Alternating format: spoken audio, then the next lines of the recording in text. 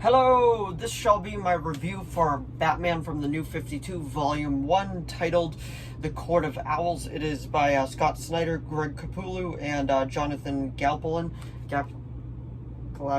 I probably mispronounced that, I do apologize, but I'm going to be rereading the entire New 52 run of Batman, and as I finish a volume, I'm going to be doing a review video for it, because it's been a while since I've read all these, and there are things that I've forgotten. I am currently halfway through Volume 2, and once I'm done with that, I will be doing a review video for as well. So these are just going to upload sporadically, because I read very sporadically, so I'm not really going to set a date for when all these are going to come out. But anyway, without further ado, shall we begin? So, there will be spoilers in this, so if you don't want spoilers, I'll just give you my general thoughts before we get into it. But, if you do consider yourself a Batman fan and you haven't read, this run, I know the New 52 is a very rocky kind of, not rebirth, because that's a different thing, very, like, reinvention of the characters. I would still suggest giving this one a read, because, like, I absolutely love this volume. Volume 2 is really good as well, from what I can remember, and what I've read so far, I've really enjoyed. But, if you don't know what it is, The Court of Owls, there's an old nursery rhyme in Gotham that pretty much just encompasses all of Gotham. It's like, they date back to the Freemasons and all that.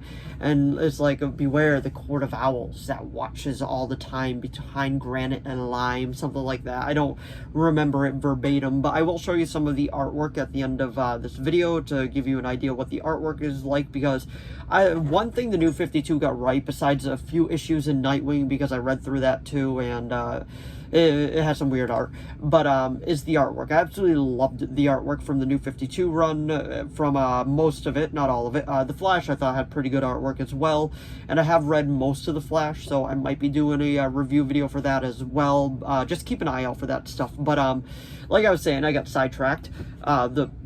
The Court of Owls, they end up becoming one of Batman's biggest rogues, and they're still into it, like, in the Batman lore up until today, and pretty much Bruce investigates them, and then they send a Talon, and then it just gets all out of hand, and he realizes that the nursery rhyme might not actually be as false as he thought it was.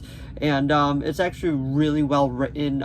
Scott Snyder is, I believe he's write the Dark Knight Metal stuff too, so when he's doing that, he really knows what he's doing. Now, I am not crapping on Tom King whatsoever. I feel like Tom King is a great author, I guess you could call it, from his run on the Batman. I've read the first volume. I know what happens with the City of Bane storyline, but I honestly, like, I'm looking forward to reading that, because everything that I read, you guys will see a review video for. So if I read something, there's going to be a review video for. If I watch something, there's going to be a review video for. So just prepare for a lot of, like, review and all that kind of stuff, because I want to talk about the stuff that I am watching, that I am reading.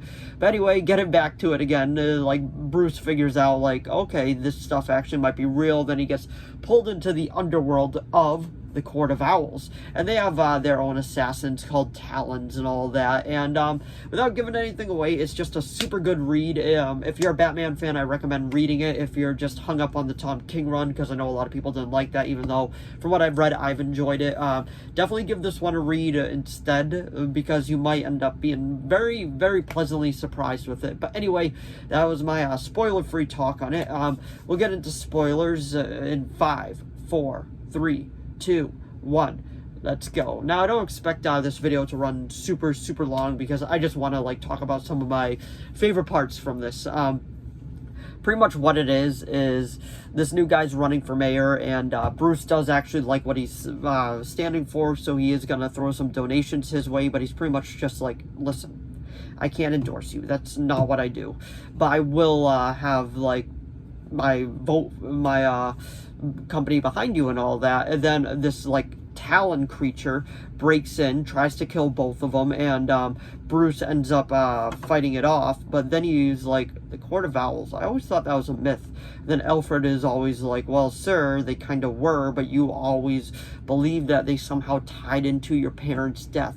And then finally you've just admitted that wasn't the case, and you finally moved on. So please, let's not go back under this rock. And pretty much, I actually really like that. I thought that was good storytelling. And when they find out that the court is real, oh boy, like, it gets intense.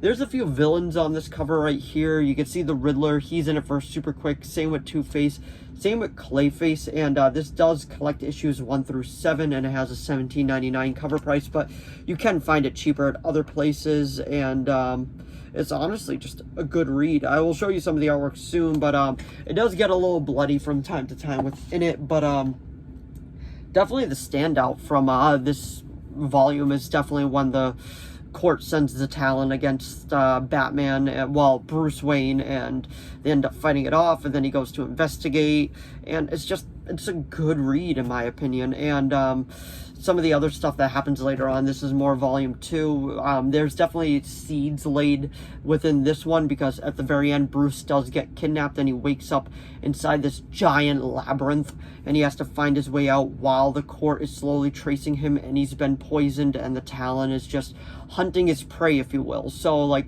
there's a lot going on, but it's a great story. It's a very quick read. I read this maybe within 2 days. That's just how good it is, and I'm almost done with volume 2. And once I'm done with that, there will definitely be a review video for it. But anyway, let's look through some of the artwork, shall we? Now, I always like to show some of the artwork so you know what you're getting in for, but let's take a look at it. Yeah, Joker does kind of cameo in it, but it's pretty much just Nightwing using that face stuff. But anyway, as you can see, he's getting hunted down in the labyrinth, and he's just completely losing it. He does break free at the end, if I recall right. Love that artwork. There's Bruce. Like I said, the artwork in this volume is very, very solid.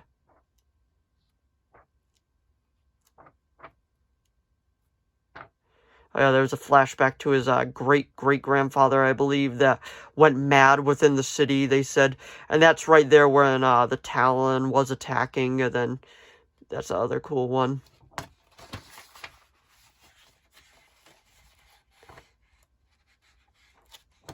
But anyway, that is the artwork.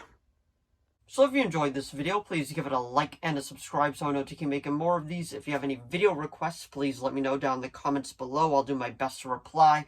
As of now, I have a few, and as long as this is within my capability of making, I will definitely be making it. And let me know what you thought of Batman the Court of Owls down in the comments below. Have you read it? Did you like it? Did you love it? Did you think it was just okay?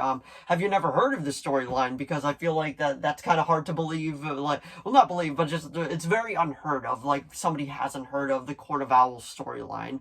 But anyway, thanks for watching as always, and I'll see all of you in the next video. Bye!